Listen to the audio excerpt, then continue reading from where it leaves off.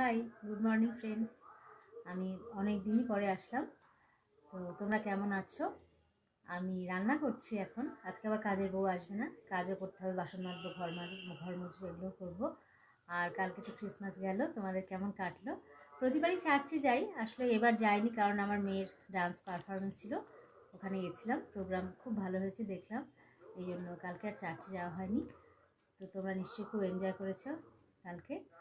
আর কেমন লাগছে আমার ভিডিও অবশ্যই সাবস্ক্রাইব লাইক করো, ঠিক আছে? তাহলে আমার অনেক কাজ আজকে, আমি কাজ করে আসছি তারপর। ওকে,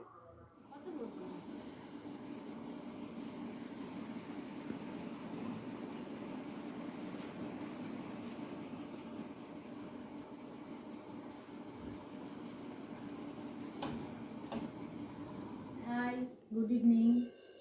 কী করছো, কেমন আছো? আমি তো এখন চা খেয়েছি, মাকেও দিয়েছি, টিভি দেখছে মা, সিরিয়াল দেখছে। আজকে ঠান্ডাটা একটু কম, কালকে একটু ছিল ঠান্ডা।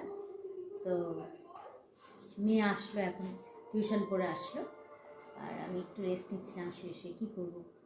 আর মা তো টিভি দেখে যাচ্ছে। আমি এখন আবার চা করবো একটু পরে, এখনই করবো না। সো আমার ভিডিও কেমন লাগছে, ভিউজটা খুবই কম হচ্ছে আমার, তো একটু দেখো তোমরা অবশ্যই, ঠিক আছে? অবশ্যই দেখো। আমি আবার আসছি পরে।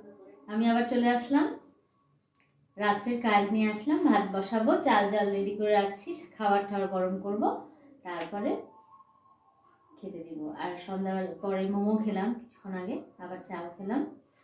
তো এখনই আরেকটু পরে ভাত বসাবো, সব কিছু গরম করবো, মাকে খেতে দেবো, তারপর আমরা খাবো।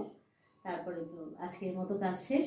আজকে অনেক কাজ করেছি, কাজের লোক আসে নাই না, শরীরটা ব্যথা হয়ে গেছে।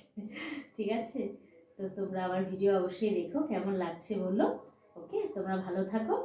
আর নিউ ইয়ার আসতে তো আর বেশি দেরি নাই, আর চলেই এসছে প্রায়। তো ঠিক আছে, তোমরা ভালো থাকো, আমি আবার কালকে আসছি। ওকে, টাটা, গুড নাইট।